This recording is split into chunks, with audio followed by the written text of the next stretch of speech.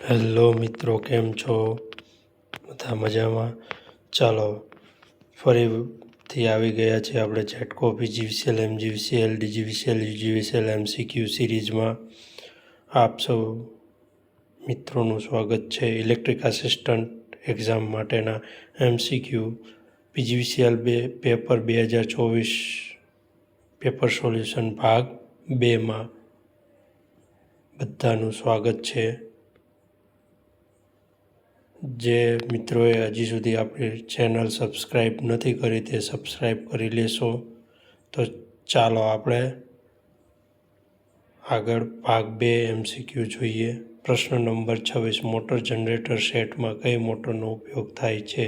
એ. Squirrel cage induction motor, B. Wound rotor induction motor, C. AC commutator motor, D. Synchronous motor. સાચો જવાબ આવશે option D, synchronous motor. પ્રશ્ન નંબર 27. Slip ring induction મોટરને ચાલુ કરવા માટે કયા સ્ટાર્ટરનો ઉપયોગ થાય છે? A. DOL starter, B. Star delta starter, C. Rotor resistance starter, D. Auto transformer starter. સાચો જવાબ આવશે option C, rotor resistance starter. પ્રશ્ન નંબર 28. સિંગલ ફેઝ ઇન્ડક્શન મોટરના મેઇન વાઇન્ડિંગ અને સ્ટાર્ટિંગ વાઇન્ડિંગ વચ્ચેનો ફેઝ એંગલ ખાલી જગ્યા. એ. 90 અંશ, બી. 120 અંશ, સી. 180 અંશ, ડી. 360 અંશ. સાચો જવાબ આવશે ઓપ્શન એ, 90 અંશ. પ્રશ્ન નંબર 29. સોડિયમ વેપર લેમ્પનું આયુષ્ય ખાલી જગ્યા હોય છે? એ. 24,000 કલાક, બી. 2,000 કલાક, સી. 3,000 કલાક, ડી. 6,000 કલાક. તો સાચો જવાબ આવશે ઓપ્શન એ, 24,000 કલાક. પ્રશ્ન નંબર 29. સપ્લાય ફ્રીક્વન્સી 50 હર્ટ્ઝ હોય અને મોટરની સ્પીડ 500 RPM હોય તો પોલની સંખ્યા શોધો. એ. 5, બી. 10, સી. 12, ડી. 14. સાચો જવાબ ઓપ્શન સી આવશે 12. પ્રશ્ન નંબર 32. પ્રાયોગિક રીતે મોટાભાગના ઓલ્ટરનેટરમાં કયા પ્રકારની રચના કરવામાં આવે છે? A. Rotating field type, B. Rotating armature type, C. બંને અગત્યના, ડી. એક પણ નહીં. તો સાચો જવાબ આવશે option B, rotating armature type. પ્રશ્ન નંબર 33. DC 4 પોઇન્ટ સ્ટાર્ટરમાં ખાલી જગ્યા ટર્મિનલ હોય છે? A. LFA, B. LFA A2, C. LAF2 F1. Option D, L plus LFA. સાચો જવાબ આવશે option D, L plus LAF.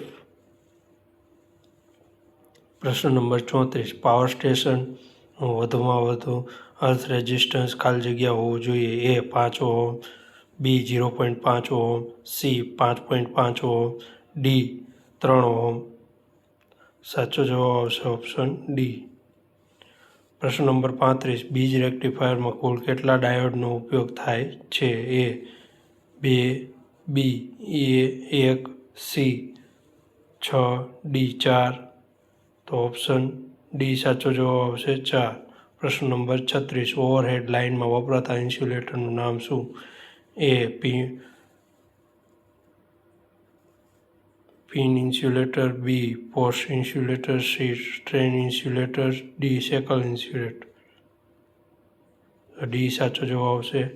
પ્રશ્ન નંબર 37. નીચે દર્શાવેલા આકૃતિના પાર્ટનું નામ જણાવો. એ. ઇન્સ્યુલેટર, બી.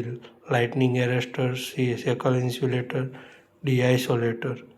તો બી સાચો જવાબ આવશે, લાઇટનિંગ એરેસ્ટર. પ્રશ્ન નંબર 38. આકૃતિમાં દર્શાવેલ ઇક્વિપમેન્ટનું નામ જણાવો. A. 11 kV DU fuse, B. 11 kV lighting arrester, C. 11 kV AB switch, D. ઉપરનામાંથી કોઈ નહીં. ઓપ્શન એ સાચો જવાબ આવશે 11 kV DO fuse. X mark કરેલા ભાગનું નામ જણાવો. A. Oil tank, B. Conservator tank, C. Cooling coil, D. Air. તો ઓપ્શન બી સાચો જવાબ આવશે કન્ઝર્વેટન્ટ ટેન્ક. એક્સ માર્ક કરેલા ભાગને ઓળખી બતાવો. A V cross arm, B steel angle, C pole, D insulating port. તો એ વિક્રોસ આર્મ. પ્રશ્ન નંબર 42, BISનું પૂરું નામ શું છે? A bureau for Indian, B bureau for Indian standard,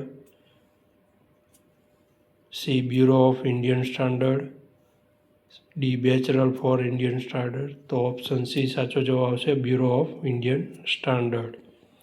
પ્રશ્ન નંબર 42, SWGનું પૂરું નામ જણાવો. A standard wall gauge, B standard wire gauge, C standard wire gear, D standard wire wall gear. Option B સાચો જવાબ આવશે સ્ટાન્ડર્ડ વાયર ગેજ. પ્રશ્ન નંબર 44, દર્શાવેલ ટૂલનું નામ શું છે? A cutting plier, B wire stripper, C crimping tool, D side cutting. તો ક્રિમ્પિંગ ટૂલ સાચો જવાબ આવશે. પ્રશ્ન નંબર 45, ડાય સ્ટોકનો ઉપયોગ શું છે? એ પાઇપ પર બાહ્ય થ્રેડ પાડવા, બી પાઇપ પર આંતરિક થ્રેડ પાડવા, સી પાઇપને બહારથી કાપવા માટે, ડી પાઇપને જોઈન્ટ કરવા માટે. તો ઓપ્શન એ સાચો જવાબ આવશે પાઇપ પર બાહ્ય થ્રેડ પાડવા.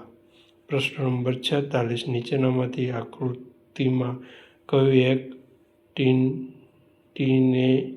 મેનસ રિવેટ છે? તો ઓપ્શન એ સાચો જવાબ આવશે 1. પ્રશ્ન નંબર 47, EMFનું પૂરું નામ જણાવો.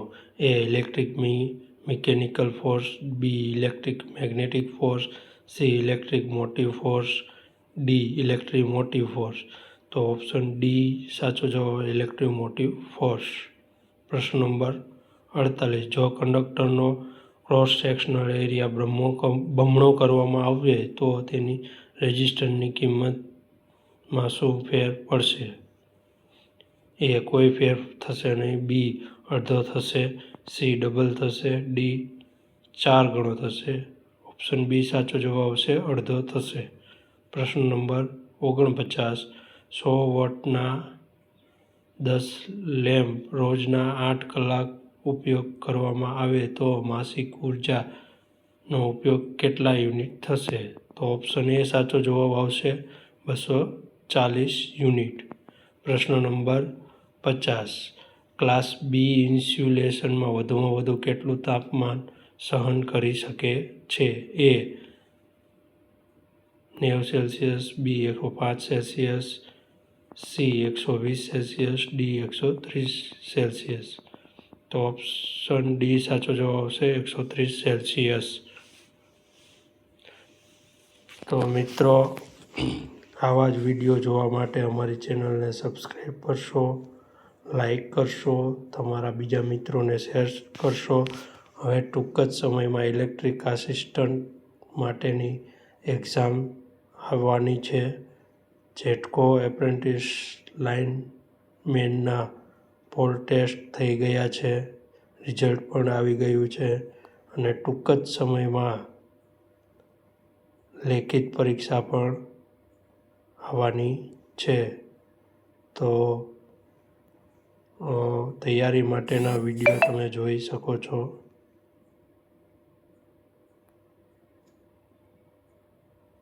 Thank you. આભાર.